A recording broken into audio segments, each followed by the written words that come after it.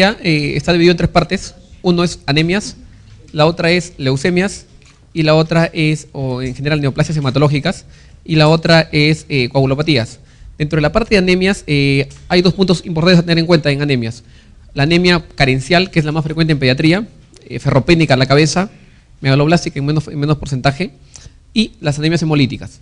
¿Ya? Esto es lo más importante a tener en cuenta en este grupo de pacientes. Vamos a ver los puntos más rescatables e importantes en cada uno de ellos.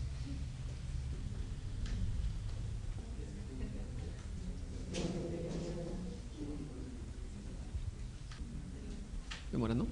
Bueno, ya. El primer punto es ¿qué órganos generan hematopoiesis en el feto? Distintos puntos a lo largo del embarazo. Primero, los primeros 2 meses en el mesénquima perivitelino, en el hígado de 2 a 7 meses y de 5 a 9 meses en la médula ósea. Lo siguiente, con respecto a lo que es anemia. Bueno, de disminución del volumen de glóbulos rojos, que se puede traducido como una disminución de la hemoglobina. A la cabeza, reducción del volumen de glóbulos rojos o de la concentración de la hemoglobina. La anemia, cuando yo veo anemia, lo que yo debo hacer no es decir, bueno, hierro y punto, ¿no? Que es comúnmente lo que la mayoría de gente hace. No, es investigar la causa. La anemia es traducción de muchas enfermedades. Leucemia, por ejemplo, linfomas, por ejemplo. Entonces, si yo tengo una anemia, no es una entidad específica, sino indica que hay un proceso patológico o una enfermedad subyacente. Y hay diversas formas de clasificarla. Por menor producción, por mayor destrucción. A la cabeza de pediatría, carenciales, deficiencia de hierro, folato y deficiencia de vitamina B12. Insuficiencia medular, aplasia medular, síndrome mielodisplásicos, neoplasias hematológicas. A la cabeza, leucemia, que es la más frecuente, que vamos a ver en un momento, y que su forma de presentación, la más frecuente forma de presentación es en la parte inicial como anemia. Mieloctisis, enfermedades crónicas, IRC, endocrinopatías. Anemias congénitas, a la cabeza vamos a pensar siempre en hemolíticas, membranopatías, esferocitosis hereditaria, eliptocitosis, anomalías en la forma del glóbulo rojo, enzimopatías, deficiencia de glucosa 6-fosfato deshidrogenasa o de piruvato quinasa. La más frecuente piruvato quinasa, la deficiencia de glucosa 6-fosfato deshidrogenasa se relaciona con el favismo, y esta diabas que generan crisis hemolíticas. Y las hemoglobinopatías, las hemoglobinas anormales, a la cabeza de estas, y la que debemos conocer más son la anemia drepanocítica, anemia de células falciformes. Cuando son inmunes, CUS directo positivo, anemia hemolítica autoinmune primaria, autoinmune secundaria, a todo lo que ustedes ven allí. Puede ser también la anemia hemolítica traumática por hemoglobinuria, anemia hemolítica microangiopática, como en el CID o como la que se presenta en el síndrome urémico hemolítico. Anemia hemolítica por agentes químicos y físicos, anemia hemolítica por infecciones. Y entramos a la parte inicial, carenciales, hierro. Para eso una introducción previa, para que más o menos entiendan, y lo hablamos un poquito en alimentación complementaria. A ver, nace el niño y al momento de nacer, la madre le debe dar lactancia materna exclusiva. 6 meses, es lo ideal, es lo que debe hacer, es lo que debemos hacer. Y conversamos cuando hablamos de lactancia materna, tiene todos los nutrientes adecuados y todo lo necesario, el hierro, vitaminas y todo lo necesario para los primeros 6 meses de vida. Pasan los primeros 6 meses y el niño ya debe comer. Y muchas veces pasa todos los problemas que se pasa. El niño no quiere comer, el niño simplemente no le gusta la comida, el niño rechaza la comida, lo vomita, lo escupe. Entonces la madre dice, no, pues mientras no coma, está lactando, ¿no? Y mi leche es adecuada, así que le sigo dando. Y le dan comida licuada, no le dan carnes, y simplemente le dan lo que ellos creen conveniente. Llega el año de edad y el niño totalmente pálido. Probablemente, ¿por qué? Porque no ha absorbido toda la cantidad que debió absorber de manera adecuada. Entonces, ¿qué hablamos? Hablamos de un problema carencial, y ese problema carencial está básicamente dado por problemas de que no ha habido una adecuada dieta que permita llenar los depósitos de hierro y que permita mantener una hemoglobina adecuada. ¿Qué pasa? Al 6º, 9º mes, el hierro comienza a disminuir poco a poco, pero del 9º mes para adelante, ya el hierro está completamente disminuido. ¿Ya? Y tenemos la primera etapa, conocida entre comillas como anemia fisiológica, que es la etapa de caída del hierro. ¿Y qué más pasa? En el hierro hay 3 etapas para pensar en una anemia por deficiencia de hierro o para que se dé esta. Tenemos, miren, 3 elementos importantes a evaluar. Un compartimiento central y un compartimiento periférico. En el compartimiento central tenemos a la ferritina, ¿ya? Ferritina, depósito de hierro. Y en la manifestación periférica vamos a tener la hemoglobina, ¿cierto? Entonces, entre una y otra, la comunicación va a estar dada por la transferrina, ¿ya? Entonces, yo puedo tener ferropenia, la enfermedad se llama ferropenia, es el todo, ¿ya? Y esa ferropenia tiene 3 etapas. La primera que se llama ferropenia latente, la siguiente etapa que es ferropenia latente pero sin anemia, y la tercera etapa que se llama ferropenia o anemia ferropénica ya. Entonces, la tercera etapa, que es anemia ferropénica, es la manifestación final del cuadro. Entonces, yo debo evitar que el paciente llegue a una anemia ferropénica. Perfecto. Entonces, ¿qué quiere decir esto? Que yo cuando evalúo a un niño con una probable anemia, yo no solamente debo decir hemoglobina y punto. Si estoy pensando que es una ferropénica, debería pedir ferritina desde el inicio y debería pedir hemoglobina. ¿Qué pasa, por ejemplo? Miren, el niño no come de manera adecuada. Hagamos de cuenta que estamos en los 7 meses de vida.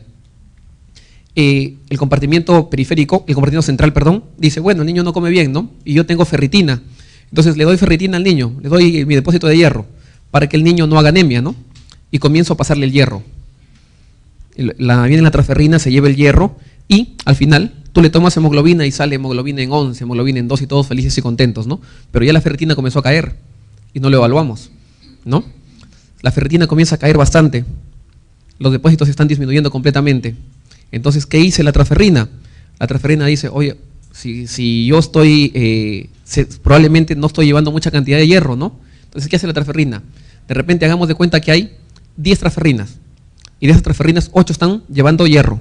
O sea, está saturada más o menos en un 80% más o menos, por decirlo de alguna manera.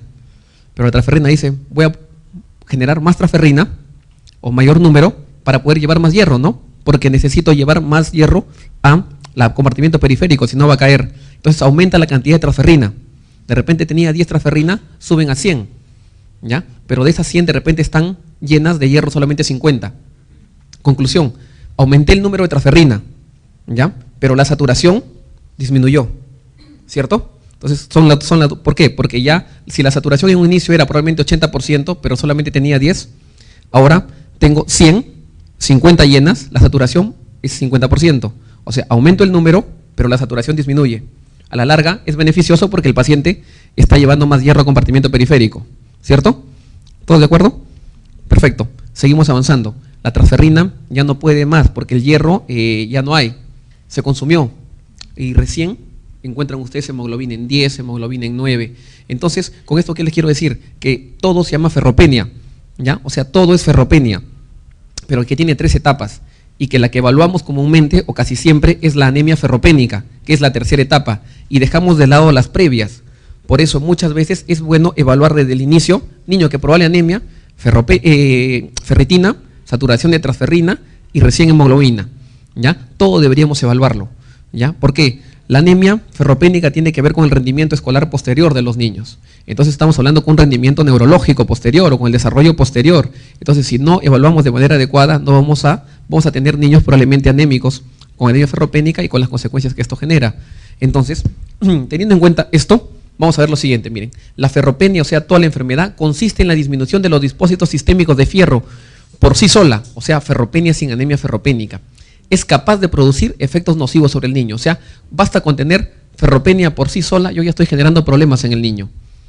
Si esta situación se agrava, es decir, si es que sigue la ferropenia, o se mantiene en el tiempo, bastante tiempo que no lo evaluó, se desarrolla anemia ferropénica con mayor repercusión sobre el organismo, o sea, la etapa final.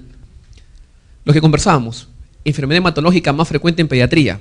Si evalúo la prevalencia, la ferropenia toda, está en un 7 a 10%, mientras cuando evalúo solamente la tercera etapa, que es anemia ferropénica, es un 2 a 5%. Muchas veces la anemia ferropénica es la punta del iceberg, solamente veo esa parte, cuando no estoy viendo todo lo que hay debajo de ella. Se observa en mayor medida en la edad preescolar, especialmente entre los 6 y 24 meses de edad. ¿Recuerdan? Esta edad es la edad en que el niño no come de manera adecuada. Y en una diapositiva que vimos anteriormente, ¿se acuerdan que les presenté? En alimentación complementaria, muchos están dando hierro suplementario desde el 4º o 5º mes de vida. ¿Por qué? Para evitar justamente este tipo de anemia que se debe a que el niño no come de manera adecuada. Y vimos, en el prematuro le dábamos del 2º mes de vida y en los niños 4, 5, 6 meses le comenzamos a dar hierro profiláctico para evitar las consecuencias de esta anemia ferropénica. El feto de la madre es incorporado el fierro de la madre es incorporado en el feto durante el 3er trimestre del embarazo. ¿Qué quiere decir esto? Que si nace el niño prematuro tiene más tendencia a tener anemia. ¿Por qué? Porque en el tercer trimestre es donde se incorpora el fierro de la madre. El recién nacido a término tiene reservas de hierro hasta los 4 o 6 meses de edad. O sea que las reservas que tiene y además lo poco que le da la leche materna de hierro solamente nos permiten mantenerlo hasta 4 o 6 meses de edad. Por esto a esta edad yo comienzo a dar hierro profiláctico para evitar esa consecuencia que es la anemia ferropénica. A partir de los 4 a 6 meses de vida, el niño depende de la dieta para mantener un balance adecuado de hierro. O sea, lo que yo le dé en comidas va a ser lo que va a mantener al niño con un adecuado balance en hierro. Y hay grupos de riesgo para hacer anemia ferropénica. ¿Quiénes? Los prematuros, por lo que ya vimos, pequeño para la edad gestacional, por lo mismo gestaciones múltiples, hemorragias uteroplacentarias o hemorragias neonatales.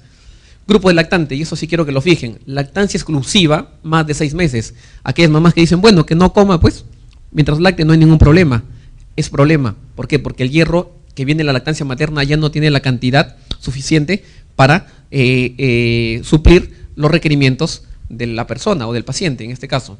Fórmulas de inicio no suplementadas con hierro, exclusivas, más de 6 meses. Actualmente ya casi todas la tienen, ¿ya? Hay introducción de la leche de vaca antes del año.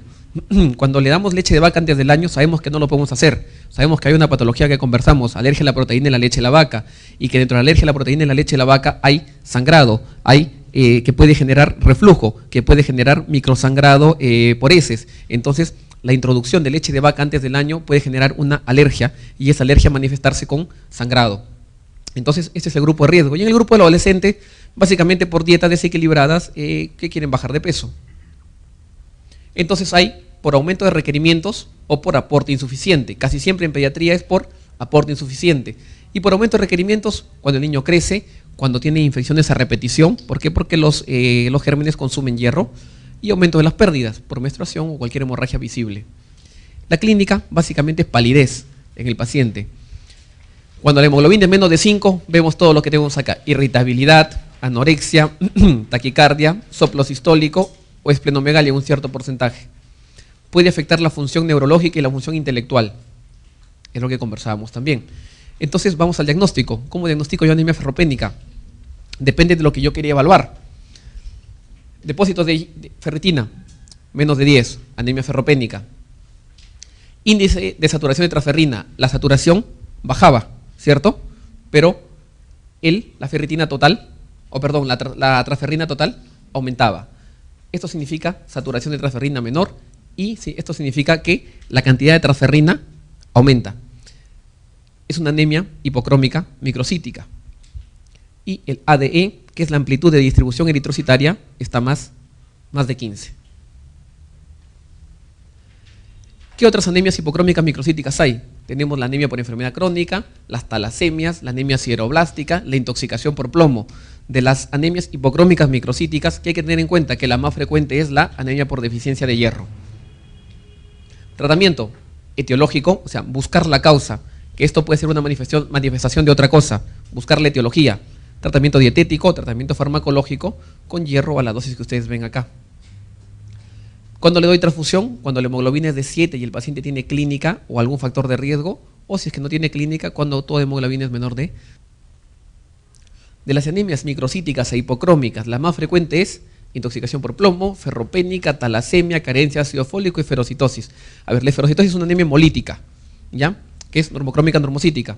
Carencia de ácido fólico es anemia megaloblástica. Talasemia es una anemia hipocrómica microcítica, al igual que la ferropénica y al igual que la intoxicación por plomo. ¿Qué me preguntan? ¿Cuál es la más frecuente? La más frecuente, ¿cómo quedamos? Es anemia ferropénica. ¿Cuál de los siguientes hallazgos de laboratorio no se asocian con anemia ferropénica? A ver, disminución de la hemoglobina. Estamos hablando de anemia, o sea que sí va. Hipocromía microcitosis, también la acabamos de conversar. La D o la E es la clave. La E dice disminución de la saturación de transferrina. ¿Cómo es la saturación de transferrina? Quedamos disminuida la saturación, pero la transferrina total aumentaba. Y la ADE, ¿cómo está? ¿Mayor o menor? Más de 15, ¿cierto? Acá está, ADE, amplitud de distribución eritrocitaria, más de 15. Y aquí en la pregunta les plantean disminución de la amplitud de distribución del tamaño eritrocitario. No. Esa es la clave. Entonces, eso hay que evaluar en anemia ferropénica, ¿ya? cómo evaluamos una anemia ferropénica y cuáles son los puntos importantes para evaluar cuando queramos ver si es que tiene o no tiene anemia ferropénica. La anemia ferropénica del niño se caracteriza por los siguientes hechos, excepto uno, de abajo hacia arriba. La fase de ferropenia latente carece de síntomas clínicos. Exacto, es ferropenia latente, no hay manifestación clínica. La primera etapa, simplemente ferritina disminuida. La siguiente etapa, que es ferropenia pero sin anemia ferropénica, es más que todo disminución de hierro, pero afecta los procesos enzimáticos, o sea, donde el hierro es cofactor. Y la tercera etapa recién es la etapa clínica. O sea, la fase de ferropenia latente carece de síntomas clínicos. El diagnóstico se basa en la determinación de ferritina sérica. Verdadero. Su desarrollo está favorecido por infecciones repetidas, más requerimientos, ¿cierto? Consumen más hierro. Verdadero. ¿Es la causa más frecuente de anemia nutricional en la infancia? Quedamos que sí. Verdadero. ¿La lactancia materna prolongada evita la aparición de anemia ferropénica? Quedamos que no. Que la lactancia materna prolongada, al contrario, favorece la anemia ferropénica. Y la otra, dime. ¿Puedes repetir lo de la amplitud de distribución de la anemia ferropénica? Esto. Sí. Ya, mira. Acá. Cuando hacemos un nomograma, vamos a ver la distribución del eritrocito. Y aquí, cuando estamos hablando de una anemia ferropénica, vamos a ver que esta amplitud de distribución eritrocitaria está aumentado por el hecho de que hay una mayor producción para que se busque solucionar el problema. Entonces, la amplitud de distribución eritrocitaria está aumentado, más de 15. ¿Ya? Si nos vamos a la pregunta, acá. Son criterios para pensar en una anemia ferropénica. Disminución de la hemoglobina, verdadero. Hipocrómica microcítica, verdadero. La D o la E. La E, ¿qué te dice? Disminución de la saturación de transferrina, ¿cierto? Disminuye la saturación, pero aumenta el número total de transferrina. Disminución de la amplitud de distribución del tamaño eritrocitario, quedamos que está aumentado, por lo que te acabo de decir ahorita. La amplitud de distribución eritrocitaria es más de 15, está aumentado, no está disminuido. ¿Ya? La anemia ferropénica se comporta de esa manera, con amplitud de distribución eritrocitaria aumentado, que es el índice de anisocitosis. ¿Ya?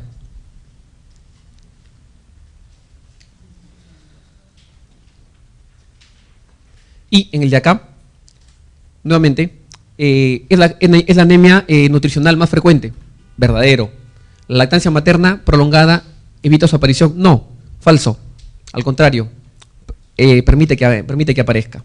Y todo lo que habíamos conversado anteriormente. Y la siguiente anemia carencial es por la deficiencia de ácido fólico y vitamina B12. Es menos frecuente de las dos. El ácido fólico es más frecuente en pediatría que la deficiencia de vitamina B12. El ácido fólico, su deficiencia, se puede presentar solamente como anemia, pero la deficiencia de vitamina B12 no solamente va como anemia, sino también va con visitopenia o puede ir con pancitopenia. ¿Ya? Puede presentarse de las tres maneras. Aparte de eso, a diferencia de que ustedes han leído en adulto y la deficiencia de vitamina B12 tiende a ir con clínica neurológica, en el caso de los niños no vemos eso. Vemos más que todo, por lo mismo que es menos frecuente, vemos más que todo deficiencia de ácido fólico, y lo poco que vemos de deficiencia de vitamina B12 no va con clínica neurológica, va básicamente con anemia, visitopenia o pancitopenia. Entonces, la anemia megaloblástica se produce por déficit de cianocobalamina, tiamina, peridoxina, niacina, ácido fólico. Pueden haber dos claves: ácido fólico y cianocobalamina. La anemia megaloblástica ocurre por déficit de lo que hemos conversado hace ratito, ácido fólico. Y lo otro es anemia por células, no se ve bien, disculpen, ustedes lo tienen ahí, es la anemia por anemia drepanocítica, anemia en células S, anemia de células falciforme, y se debe a esto, a que el ácido glutámico está sustituido ¿por quién? Por la valina en la posición 6 de la cadena beta de la hemoglobina. Lo he puesto en rojo para que lo graben, ¿ya? Es bien marcado. Muchas preguntas vienen con respecto a esto. ¿A qué se debe la anemia de células falciformes? ¿Y en qué se predomina en la raza negra?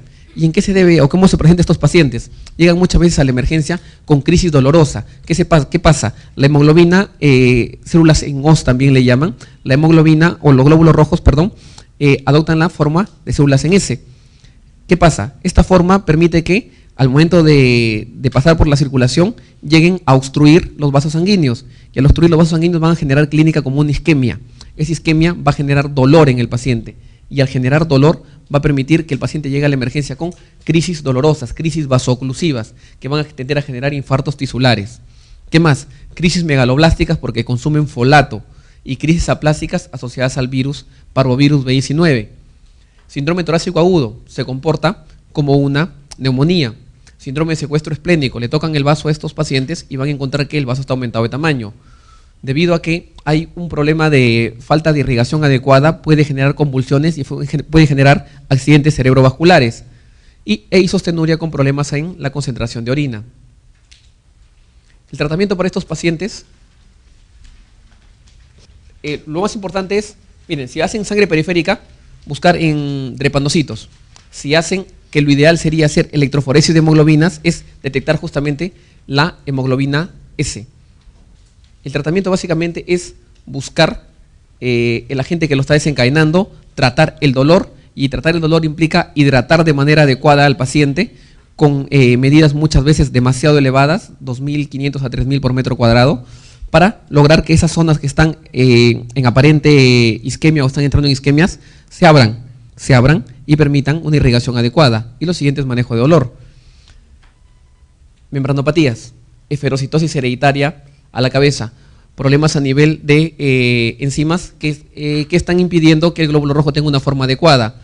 Es la anemia hemolítica más frecuente en pediatría. Los problemas son a nivel de las enzimas de la espectrina, deficiencia o normalidad de una o más proteínas de la membrana del eritrocito, y que va a haber menor área de superficie, formación de esferocitos poco elásticos. La deficiencia básicamente es a nivel de la espectrina. Ya, la deficiencia parcial de espectrina es la que más frecuentemente está relacionado con el problema de los esferocitos. ¿Cómo diagnostico ese problema? Test de fragilidad osmótica. Si quiero pensar que el paciente tiene una anemia hemolítica o está haciendo hemólisis, yo tengo que hacer una prueba, y esa prueba se llama prueba de fragilidad osmótica. De esa manera yo diagnostico esferocitosis. Todas las anemias hemolíticas, el tratamiento a la larga, lo ideal sería quitarles el vaso, ¿ya? Pero no siempre llegamos a ese tipo de tratamiento. Tratamos de evitarlo en lo posible, a no ser que el paciente tenga bastante frecuencia de clínica. Para evitar que siga con dicha clínica, le quitamos el vaso. Antes de quitar el vaso, siempre a todo paciente le damos vacunas previas para evitar sepsis por gérmenes encapsulados, neumococo y hemófilos influenza, por lo menos un mes previo a una esplenectomía programada. Otra de ellas, la deficiencia de glucosa 6-fosfato deshidrogenasa, un problema de enzimopatía ligado a la herencia sexual. Todo lo que ustedes ven ahí, sulfas, nitrofuranos, furazolidona, puede generar hemólisis. Las complicaciones y el más característico es el favismo. ¿Qué es el favismo? Es una de las consecuencias más graves. La hemólisis surge en cuestión de horas o días después de haber ingerido habas. La orina adquiere color rojo o café y puede surgir en breve plazo shock, que a veces puede ser mortal en el paciente. Es más común en niños y se presenta con variantes que causan deficiencia intensa. Piruvato quinasa es la más frecuente de las enzimopatías. Se observa en equinocitos en sangre periférica. El tratamiento, evitar uso de oxidantes y la esplenectomía. Señale la afirmación incorrecta con relación al metabolismo del hierro. A ver, ¿el hierro es un componente de la hemoglobina? Verdadero. ¿Se absorbe predominantemente en el duodeno y ayuno proximal? Verdadero también. ¿Saturación de transferrina menor al 10% indica depósitos de hierro disminuido? ¿Cómo está la saturación de transferrina en la anemia ferropénica? ¿Casi todo el hierro plasmático se encuentra en forma de ferritina? ¿Casi todo el hierro plasmático se encuentra en forma de ferritina? ¿Se almacena el hierro, se almacena en las células en forma de ferritina? Entonces, estamos de acuerdo que la A, B y la C son ciertas. ¿De acuerdo? D o E es la clave. ¿Se almacena en las células en forma de ferritina? ¿O casi todo el hierro se encuentra como ferritina? A ver, miren, ¿cómo está distribuido el hierro? 65 a 70% está en los hematíes, o sea, está formando parte de la hemoglobina. 25 a 30% forma parte del sistema retículo endotelial y como parte de ferritina. El resto lo tenemos como hierro en la parte de como mioglobina, hierro que forma parte de las reacciones enzimáticas, y el hierro sérico es bajísimo. Entonces realmente la gran cantidad de hierro está en forma de hemoglobina. y no en forma de ferritina, como había sido el planteamiento de la pregunta. En la anemia de Fanconi se puede presentar. Miren, la anemia de Fanconi es una herencia autosómica recesiva. El gen afectado es el cromosoma 9 o el cromosoma 20. Y va con todo esto, miren, malformaciones esqueléticas, no hay radio y no hay cúbito, urinarias, riñón en herradura, cardíacas, CIA, neurológicas, microcefalia, microftalmía, retraso pondoestatural e hiperpigmentación cutánea. Retraso en el crecimiento, problemas óseos, si le vemos acá aplasia de cúbito, aplasia de radio, en el riñón buscamos riñón en herradura, a nivel del corazón buscamos que el paciente tenga un CIA e hiperpigmentación cutánea. Ese es un paciente con una anemia de Fanconi, es una anemia aplásica, se comporta con afectación de las 3 líneas. Antes, listo. En la anemia de Fanconi se puede presentar retraso de crecimiento, de acuerdo, pigmentación cutánea, también, malformaciones óseas, también, todo es parte de una anemia de Fanconi. A ver ahí. En la anemia hemolítica microangiopática trombocitopénica y asociado a insuficiencia renal aguda en un paciente con antecedentes de diarrea con sangre, ¿en qué pensamos? ¿Todos de acuerdo con qué es? Síndrome urémico hemolítico, ¿no? Ya lo revisamos anteriormente. En relación a la anemia drepanocítica, es correcto, anemia drepanocítica, anemia de células falciformes, anemia hemoglobina S, genera crisis dolorosas, genera crisis megaloblásticas, genera crisis aplásicas.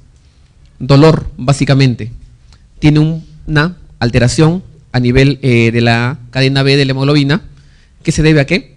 A reemplazo de ácido glutámico por valina. ¿Cuál es la clave? Ninguna de las anteriores. El microorganismo que genera sepsis en la anemia falciforme, ¿cuál es? Es el mismo germen más frecuente de neumonía adquirida en la comunidad bacteriano. ¿Cuál es? Neumococo.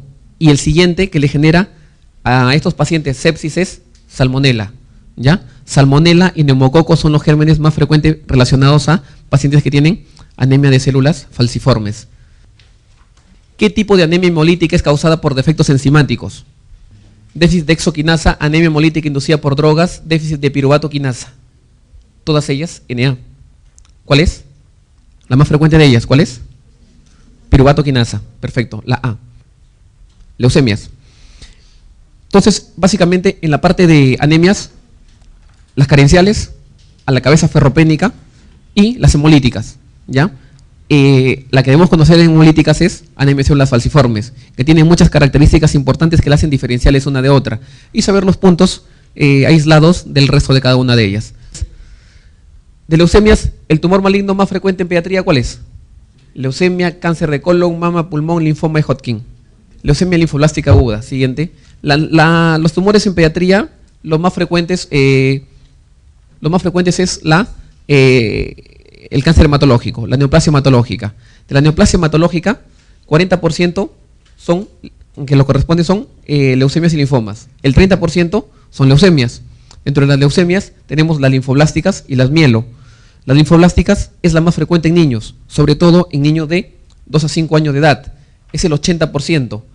El 20% pasa restante. El 20%, 15-25% son mielo. Entonces, si yo tengo que pensar en una leucemia, en un niño que está en la etapa preescolar, tengo que pensar en leucemia linfoblástica porque es la más frecuente, 80% de los casos. Tiene relación con gemelos, se asocia a algunos desórdenes, síndrome de Down, Klinefelter, neurofibromatosis. El síndrome de Down, hablamos anteriormente, cardiopatías, hablamos de malformaciones gastrointestinales, se asocia bastante frecuente también en la parte endocrinológica, hipotiroidismo congénito, y la leucemia que más frecuente se le presenta en el niño con síndrome de Down es esa, la leucemia linfoblástica. Proporción levemente superior en niños frente a niñas, o sea, los varones pueden tener más predisposición que las mujeres. Muchas causas planteadas, se ha buscado alteraciones genéticas, translocaciones a la cabeza, hiperdiploidías o hipodiploidías. Se ha buscado una etiología tipo viral, el Epstein-Barr ha sido relacionado en alguna de ellas, pero no en todas, el HTLV1 y B2 también. Se ha buscado también la exposición a productos químicos como el benceno, a radiaciones, la misma quimioterapia, que puede ser factor causante. Y vemos que la proporción es la siguiente. Más o menos las linfocíticas un promedio en 70-80% y las que no son, estamos en un promedio de 20%. Hay diversas formas de clasificación. Lo más importante quiero que se focalicen acá. La leucemia linfocítica se puede dividir de dos maneras, en L1, L2, L3 o según el tipo de precursores que tiene. En L1, L2, L3, la L1 de blastos pequeños, L2 de blastos grandes y L3 tipo Burkitt. La más frecuente en niños es la primera, blastos pequeños. Si lo divido según tipo de precursores, hay precursores B y precursores T. La más frecuente en pediatría es precursores B y es la que tiene mayor porcentaje de curación. Entonces, hasta el momento sabemos que las neoplasias hematológicas son más frecuentes en pediatría, la leucemia en la cabeza y le siguen los linfomas. Vamos a ver cuál de ellos. De las leucemias, las linfoblásticas, linfocíticas, como también la quieren llamar, 70-80% más o menos de casos. Y los restos son los mielo. De las linfoblásticas, vamos a ver cuál es la clínica más frecuente. La edad, etapa preescolar. La clínica tiene dos elementos importantes en clínica. Tiene clínica derivado de una insuficiencia medular y tiene una clínica derivada de infiltración de órganos. La insuficiencia medular tiene anemia, tiene leucopenia y tiene también plaquetopenia.